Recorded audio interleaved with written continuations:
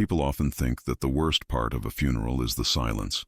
But for Arabella, standing alone beside the narrow grave, it wasn't the absence of sound that shattered her. It was the awareness that no one else remained to speak her name. Beth, England, winter of 1851. The sky hung low with a leaden weight, and the cemetery was wrapped in fog so thick it seemed to blur the boundary between the living and the dead. The earth was damp and unforgiving beneath her boots, and the hem of her dress clung to her ankles, soaked through by the muddy ground. She didn't move, not when the final shovelful of soil hit the wooden coffin, not when the crows stirred in the trees above. Her mother, Elizabeth, had been her entire world, dignified, fiercely private, and relentlessly loving despite a life of poverty. She had raised Arabella alone, never speaking much of the man who'd vanished into shadow, only offering one unwavering truth, that her daughter was born of love, not mistake. But as Arabella stood there, fingers interlaced so tightly her knuckles ached, it became terrifyingly clear that love, however real, had not been enough to shield her from the solitude she now faced. There were no mourners, no hymns, no priest, just the wind and the last breath of a life that had ended too soon. And just when it seemed the day would close in silence, there was a sound, unexpected and sharp, wheels crushing wet gravel, hooves slicing through the fog. A black coach, too polished and grand for this forsaken place, came to a halt. The emblem on its door, a silver-winged lion against a blue crest, gleamed through the mist. It was the symbol of the House of St. Clair. Before she could fully grasp the weight of what that meant, a tall man in livery stepped down and addressed her without emotion. "Miss Hawthorne, the Duke awaits you at Westmere Hall." No explanation, no condolences, just an instruction, as if the turn of her life was a matter of schedule. Arabella didn't answer. She climbed into the coach with quiet resolve, watching the grave of the only person who had ever loved her disappear behind her. She felt, with chilling certainty, that whatever life she had known until that moment had ended the second that carriage door closed. The journey to Westmere Hall stretched across hours, but for Arabella it passed as though time itself had fractured. She didn't look at the rolling countryside, didn't feel the winter's cold creeping through the glass. All she could see were memories. Her mother's fingers darning socks by candlelight, the scent of lavender pressed into pillows, the muffled laughter they used to share in the smallest joys. Every detail was carved into her, like etchings on stone, and yet it all felt like it belonged to someone else now. The coach moved steadily through the mist until, finally, iron gates opened to reveal a long avenue lined with barren trees and moss-covered columns. Westmere Hall rose at the end of it, grim and grand, its towers slicing through the ashen sky like frozen daggers. Arabella stepped out onto gravel that crunched beneath her feet and was greeted not by warmth or welcome, but by a woman with steel in her gaze and posture that refused to bend. "So, you're the girl," she said, arms crossed and tone clipped. "The daughter of Miss Hawthorne." Arabella stood her ground, though every fiber of her body screamed that she was not wanted here. "I'm Arabella," she replied evenly. The woman introduced herself as Lady Margaret Winters, the Duke's sister-in-law and, as she so pointedly made clear, the one who ran the household in the absence of a wife. No gesture of embrace, no kind word, only protocol. As Arabella was led through the hallways of this cold, ancient house, her senses were bombarded by the scent of beeswax and old wood, by portraits of ancestors whose painted eyes seemed to judge her with every step. Then she saw him, standing by the fire in the grand salon. The Duke, tall, composed, dressed in mourning black, his face unreadable.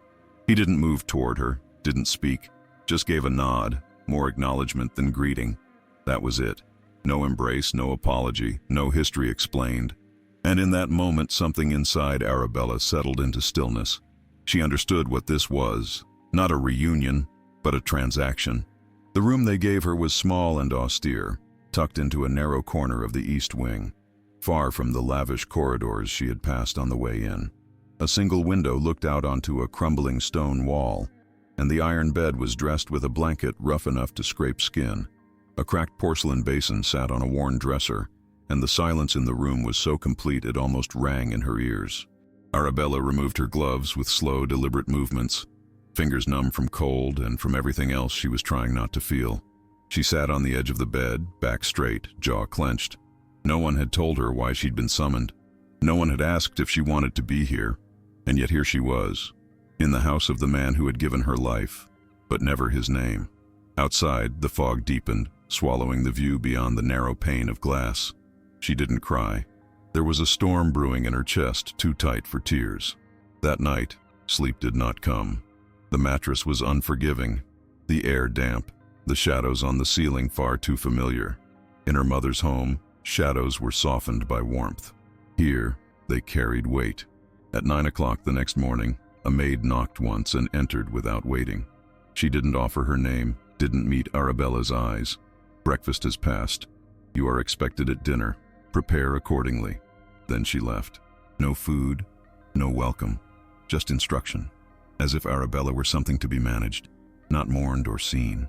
Alone, she looked at the black dress still draped over the chair, the one she had worn at her mother's burial. It was all she had. She braided her hair tightly, pinned it with a black ribbon, and inhaled deeply before stepping into the day. Not as someone accepted, but as someone determined to endure. The hours passed slowly. Arabella wandered the mansion's labyrinth of corridors, absorbing each faded portrait and dust-scented tapestry like they were chapters in a book she'd been forced to read. The faces on the walls, all severe, all aristocratic, seemed to track her movements with judgment baked into their oil paint. She paused before one, a woman in emerald green with eyes cold as river ice, and wondered if that face had once been kind, or if time had always worn it cruel. No one spoke to her. Servants passed her in silence, heads bowed in deference not to her, but to the weight of the name she barely had a right to carry. Still, there was a part of her that refused to shrink. Late in the afternoon, guided more by instinct than purpose, Arabella found herself before a set of double oak doors. The hinges groaned as she pushed them open. It was a library, and not just any library. Vaulted ceilings, rows upon rows of leather-bound volumes, the smell of parchment and beeswax thick in the air. It was the kind of room that held stories in its bones. Arabella stepped inside, and for the first time since arriving, she felt her chest loosen slightly. She ran her fingers along the spines, tracing letters etched in gold, breathing in the comfort of the written word. This at least felt familiar, a space that didn't require her to explain herself. That's when she heard the voice. "Do you prefer poetry or history?" It came from a man near the tall shelves at the back of the room. He stood with a calm presence, dressed modestly, his expression unreadable, but not unkind. Arabella turned, startled. "Poetry," she said quietly. "Always poetry." The man smiled, just enough to soften the room. "Then you found the right corner of the world." And with that, something shifted. Not everything, but something. His name was Jonathan Clark. He was not titled nor dressed like someone who belonged in a place like Westmere Hall, but there was something in the way he moved, measured, respectful, that made him stand out even among the quiet. He explained that he had been hired to catalog the Duke's collection, to preserve and restore the manuscripts in the family library. His tone was calm, and his words carried no presumption. Arabella introduced herself cautiously, expecting the usual flicker of judgment when her surname was spoken aloud, but Jonathan only nodded, like her name was no more or less than any other. "I know," he said gently. "In places like this, word travels faster than thought." There was no sarcasm, no venom, just an awareness of how things worked inside grand halls where appearances mattered more than people. Their conversation was brief, fragments of sentences more than full thoughts, but something in it lingered. She stayed, pulled a book from the shelf, and sat at a table worn from decades of elbows and ink stains. Jonathan returned to his work a few shelves away, never imposing, never watching, just present. It was enough. For the first time in days, Arabella's mind found a place to rest. What neither of them said out loud was louder than most dialogue. She didn't need his sympathy. He didn't offer pity, but in the quiet space between them, there was a stillness that felt like safety. Unbeknownst to her, in a room not far from where she sat turning pages, the Duke stood behind heavy velvet curtains, watching her through the high windows. His eyes, steel gray etched by time and regret, narrowed as he observed her seated quietly at the reading table. She was a stranger, and yet familiar, like a shadow of someone he once loved. Her posture, her calm restraint, the way her fingers turned pages with intention, it all haunted him. On his desk sat a drawer locked for years. Inside, a bundle of yellowed letters wrapped in twine, their edges frayed, their scent faintly lavender. They had arrived decades ago, written in the rounded, elegant hand of Elizabeth Hawthorne. The first letter had come after Arabella's birth, grateful for his support, but resolute in her refusal of protection. The second had been more complex, offering truth with tenderness. He had considered recognizing the child. He had sought legal counsel. He had dreamed of bringing them into his world. But a clause in his late wife's will made that impossible. To acknowledge a child born out of wedlock would mean losing everything: the estate, the title, the legacy. And so he had chosen silence, not out of cruelty, but out of cowardice dressed in duty. Now that silence stood before him in flesh and bone, with her mother's eyes and his name hanging on her shoulders like a borrowed cloak. He rang for a servant, voice hushed. "Assign someone to assist Miss Hawthorne," he instructed. "She mustn't be harmed, but do not treat her as equal." "Not yet." The butler nodded and vanished, and the Duke, once again, returned to the shadows. Dinner that evening was a quiet performance of etiquette and exclusion. The dining room was a cavern of formality. Long polished table, towering candelabras, and walls lined with ancestral portraits that seemed to whisper things better left unheard. Arabella was shown to a seat far from the Duke's place at the head of the table, closer to the foot where the lesser guests, if any had been present, would have sat.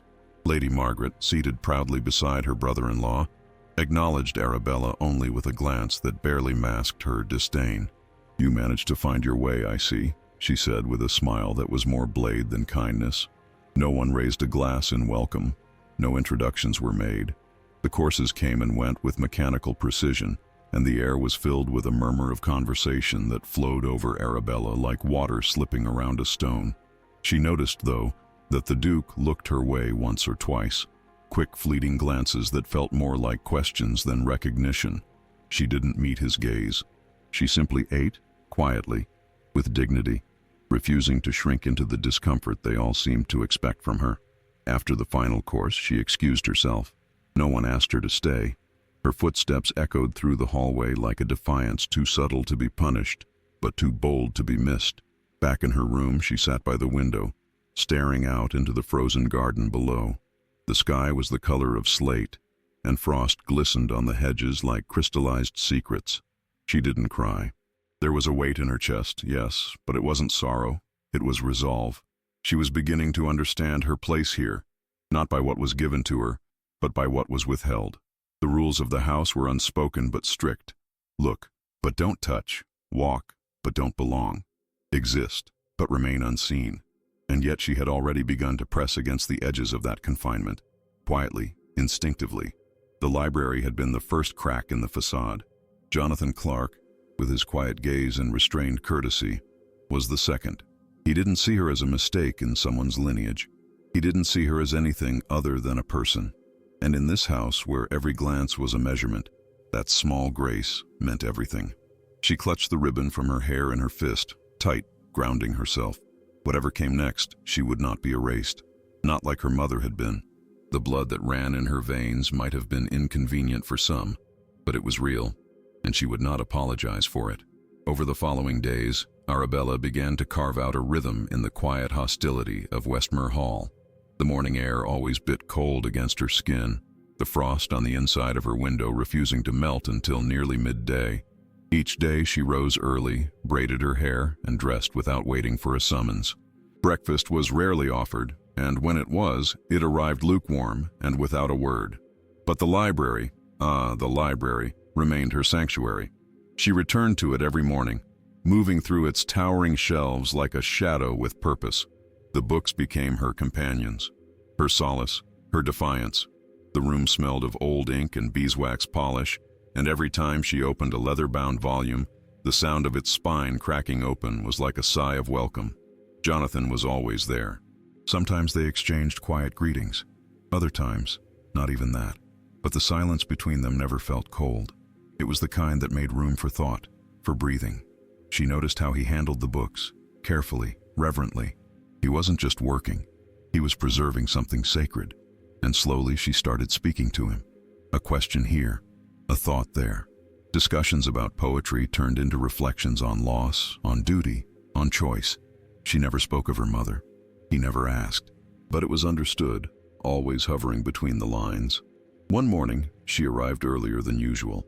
The fire in the hearth still crackled from the night before, and the sun was just beginning to pour a pale light across the stone floor. Jonathan was seated at a desk, reading, but looked up as she entered. "You favor Browning," he said, gesturing to the book in her hand.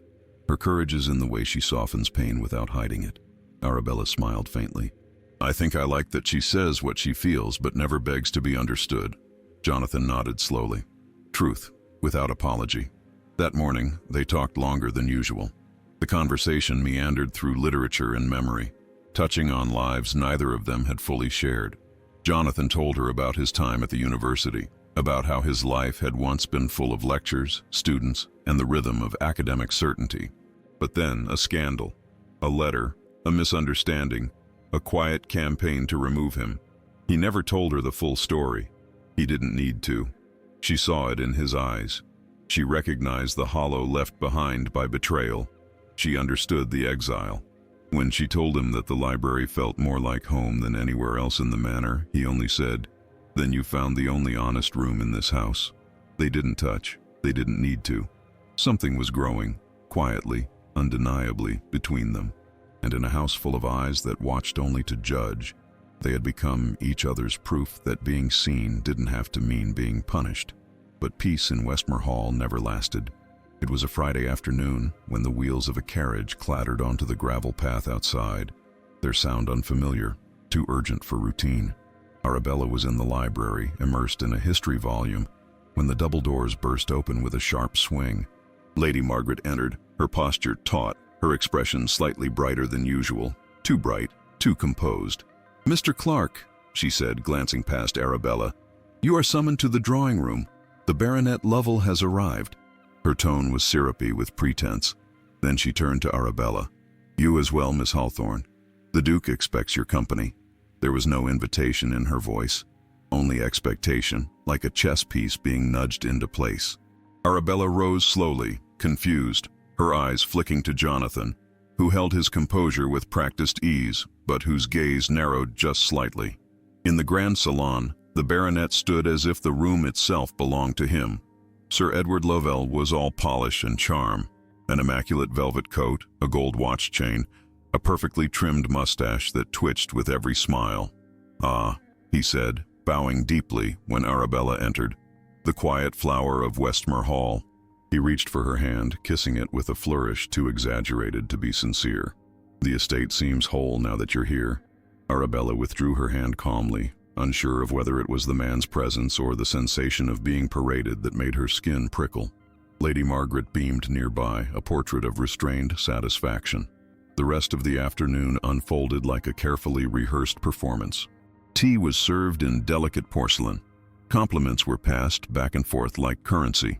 Sir Edward spoke with eloquence and volume, ensuring that every sentence announced his virtues, his properties in Devonshire, his connections in Parliament, his philanthropic interest in the poor, as long as they remained grateful. Arabella listened with practiced stillness, her expression neutral. She answered when directly spoken to, but gave him no encouragement. The longer he talked, the more she noticed the barbs behind his flattery. "A woman of simple background often makes the most loyal wife," he said, sipping tea. "Less drama, more devotion." He chuckled as if the idea of being considered a catch was his birthright. Arabella caught Jonathan's glance from across the room. He stood near the wall, discreet, still as furniture, but his eyes were dark with something she couldn't quite name. Concern, maybe, or guilt. Sir Edward leaned closer. "I find value where others see complication," he whispered.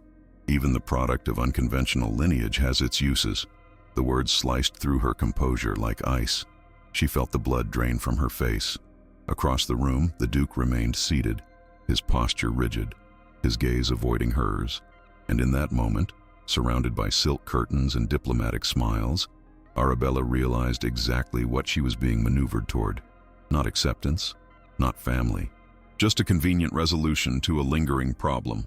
Dinner that night felt heavier than usual, like the walls themselves were leaning in. The great dining hall was lit with more candles than necessary, casting long shadows over a table that seemed to stretch endlessly. Arabella took her seat in silence, aware that every movement, every breath she took was being measured. Lady Margaret spoke with controlled enthusiasm about the wisdom of timely alliances and the virtue of secure arrangements, never naming names, but painting a portrait vivid enough that no one could mistake its subject.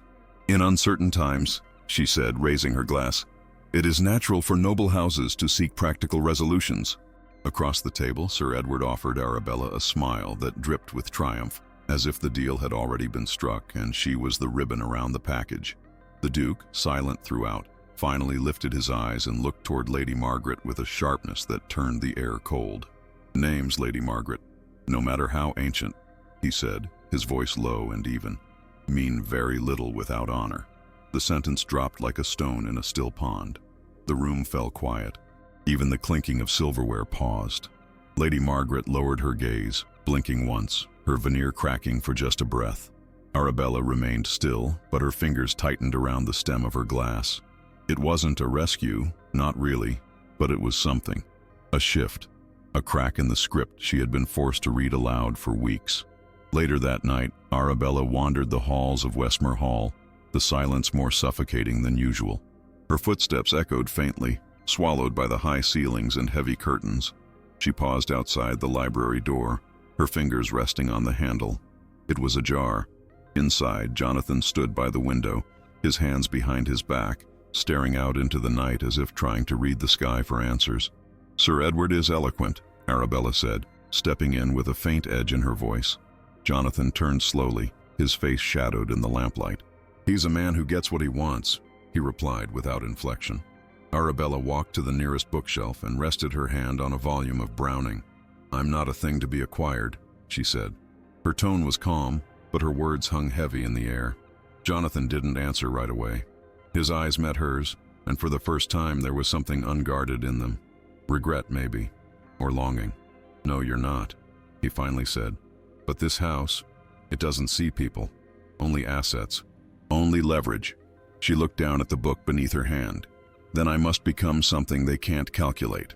For a long moment, the only sound was the fire snapping behind them, and though nothing else was said, something between them tightened, like the string of a bow drawn back but not yet released. The following morning arrived swaddled in mist, the kind that dulled the edges of every shape and made the world feel like it was holding its breath. Arabella awoke to find a sealed envelope placed on the small writing desk near her bed. Thick parchment, no crest, just her name written in elegant, unfamiliar handwriting. She opened it with care, her heart already bracing. Inside was a simple message. "Your presence is expected at the winter ball. You will be provided attire. Preparations have begun." No signature, no choice. She stared at the paper for a long while, then folded it neatly and set it down. There was no mention of consent, no inquiry into her wishes, only assumption. Later that day, she climbed the narrow stairs to the attic guest rooms, where a maid waited with an old trunk. "This belonged to the Reverend's late wife," the woman explained, unfastening the metal clasps. Inside lay a faded gown of dusty blue satin, its lace yellowed and its hem sagging slightly. The fabric was stiff with age, its elegance long lost to time. Arabella reached out and touched it. It scratched. "It'll be adjusted," the maid added, her voice mechanical. Lady Margaret insisted. Arabella said nothing. She held the dress up to her chest and stood before the cracked mirror on the wall. Her reflection looked like someone else, a ghost of herself, dressed up for a performance she hadn't agreed to join. But she nodded once, as if accepting a role she knew she'd rewrite before the curtain fell. That night, Westmore Hall buzzed with the quiet urgency of preparation. Servants polished silverware, adjusted the angle of candelabras, dusted picture frames already clean. Everyone knew the purpose of the evening, though no one said it aloud. It was the Duke's silent approval of a union, not of hearts, but of debts, of rumors, of reputations that needed repairing. Arabella sat in her room, staring at the now altered gown draped over a chair, freshly pressed and smelling of starch. Her fingers trembled slightly as she braided her hair, pinning it into a low bun that matched the propriety of the occasion. She moved mechanically, as though her body had been borrowed for the night. When the knock came, 3 soft taps, she rose, ready. The The hallway outside was lit by wall sconces that flickered with every draft, casting her shadow long and fractured behind her. At the base of the staircase, Lady Margaret waited, posture perfect, smile polite but tight. The Duke stood beside her, dressed in dark formal wear, his face a mask carved from old regret. No words were exchanged. Arabella descended the stairs slowly, every step feeling like a page turned in a story she didn't author. Outside, the carriage stood ready. Inside it, silence. And beyond the window, through the veil of falling dusk, Westmore Hall shrank behind them, watching, waiting, calculating. She would dance that night. But what no one knew was that she had already made her decision. And it would not be the one they expected. The ballroom in Bath was a spectacle of gold and glass.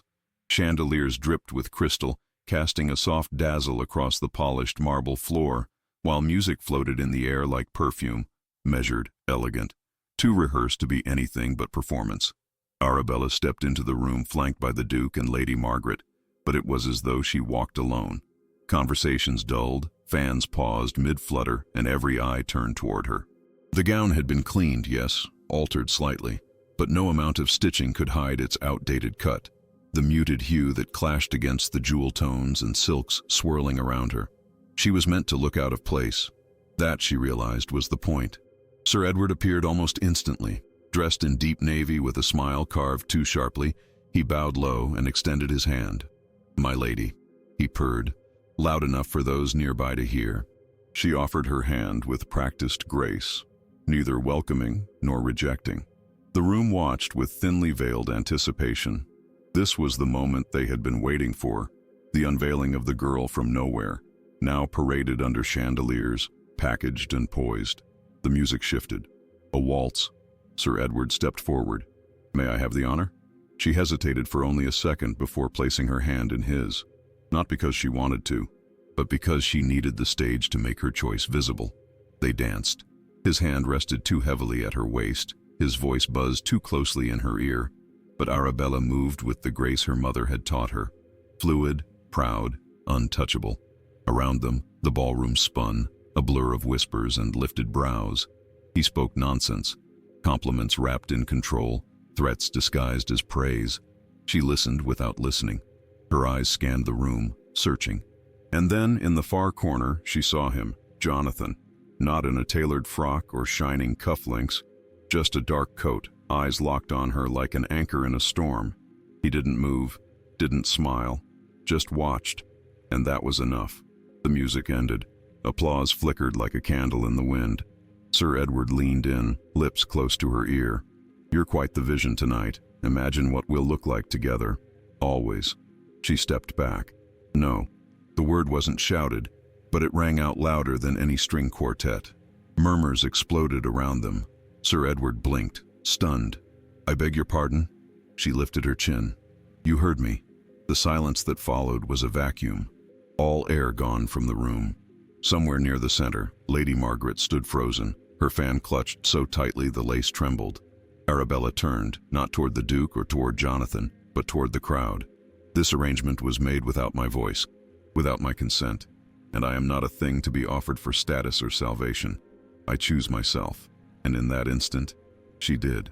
Lady Margaret moved first.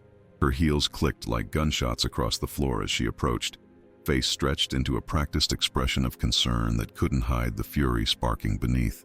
"Arabella, darling," she began, voice strained with the effort of civility. "You're overwhelmed.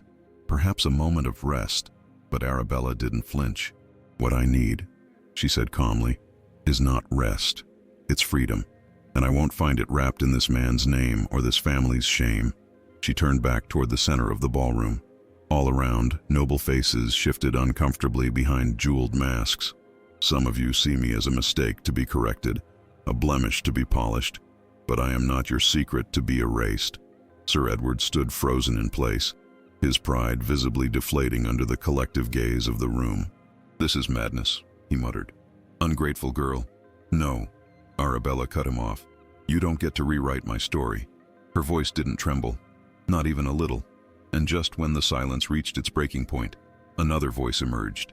"She has the right to choose." All eyes turned toward the Duke. He had stepped forward, his cane steady in one hand, the weight of decades in the other. His face was pale, but his jaw was set. This house once chose silence. It won't do so again. The crowd stiffened. Lady Margaret blinked in disbelief. Sir Edward opened his mouth, then thought better of it. Arabella met her father's eyes, and for the first time, he looked at her not with distance or duty, but with recognition. It was quiet again when she left the ballroom. Her footsteps echoed on the marble floor, trailed only by the memory of stunned faces and the echo of her own defiance. She walked without hurry through the main hall, past servants who parted like waves at her passing. She didn't look back. On the front steps of the assembly hall, the night air hit her like a baptism. Cool, clean, honest. She paused, inhaled deeply, and felt her chest rise for the first time that evening. And then, as if conjured by the moment itself, he was there. Jonathan stood just outside the light, half in shadow, his coat dusted with frost, his eyes watching her with something between awe and ache. He said nothing. Neither did she. But when their eyes met, the world narrowed into focus. She crossed the space between them slowly. No rush, no drama, just certainty. He didn't reach for her, didn't speak, but he didn't need to. She stopped in front of him, close enough to see the flicker of hesitation behind his eyes. "I walked away," she said quietly. "But not from you." He exhaled like he'd been holding his breath for years. "I wanted to stop you. I wanted to take your hand, but I thought I'd become one more man who tried to decide your fate." She smiled, soft and tired. "Then don't decide, just walk beside me." And he did. The following morning arrived, blanketed in a pale mist, the kind that made the world feel quieter, slower, like it was listening. Westmere Hall, with all its brooding towers and ancestral ghosts, remained still as Arabella packed a small leather satchel with the few belongings that were truly hers. She didn't need much. A pair of gloves, a comb, the brooch her father had pressed into her hand before she left the ballroom. Simple, oval, mother of pearl, once her mother's. She had held it in her palm the entire ride home. It was the only thing that felt like truth. When she stepped into the main hall, dressed plainly, her hair tied back with a modest ribbon, she found the Duke already waiting. No servants lingered, no Lady Margaret, just him, standing by the hearth with his cane in one hand and a piece of parchment in the other. "You're leaving," he said, not as a question. She nodded. "I need to see who I am away from all this." He offered her the folded paper. "Your mother once wrote to me that you would never ask for what you didn't earn. So consider this something earned." She opened it to find the deed to a small cottage on the outskirts of Bath. Nothing grand, but hers. Truly hers. "It's in your name," he added. Not as charity, as a start. She looked at him, searching for the weight behind his gesture. He met her gaze. "You were never my shame, Arabella. I was just too afraid to make you my pride." She stepped outside into the early spring air, the cold no longer biting, just present. A carriage waited. Not the family coach, but a modest one, hired from the village. Jonathan stood by it, hands clasped, looking as if he'd spent the night rehearsing every possible version of this moment. She approached slowly, the brooch pinned to her collar like a seal of defiance and belonging all at once. "Are you sure?" he asked quietly, his voice nearly lost to the breeze. "Not about me," he added quickly, "but about what you'll leave behind." Arabella didn't answer right away. She looked over her shoulder at the massive stone house, its windows like watchful eyes. "What I'm leaving behind," she said finally, "is a story I was never meant to finish. What I'm taking with me is the pen." Jonathan didn't smile, but something in his shoulders relaxed.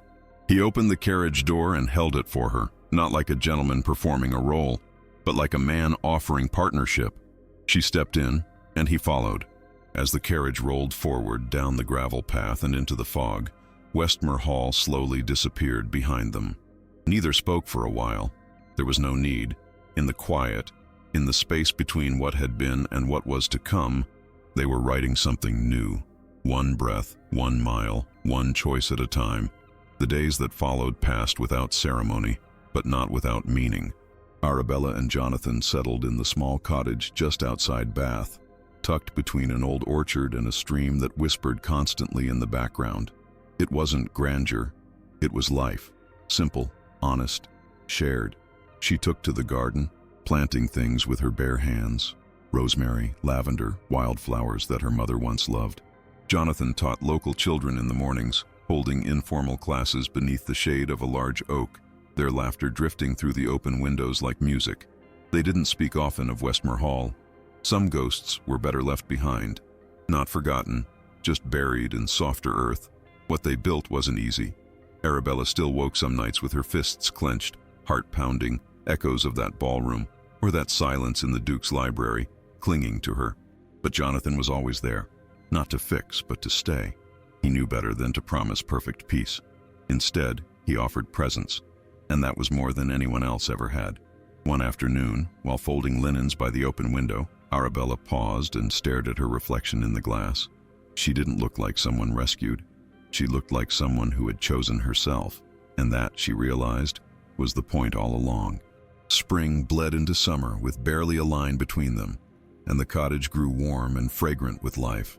Arabella began to write again, short pieces, reflections, thoughts about lineage, silence, and the cost of inheritance. She didn't intend to publish, not yet, but she wrote because her story deserved a place outside her mind.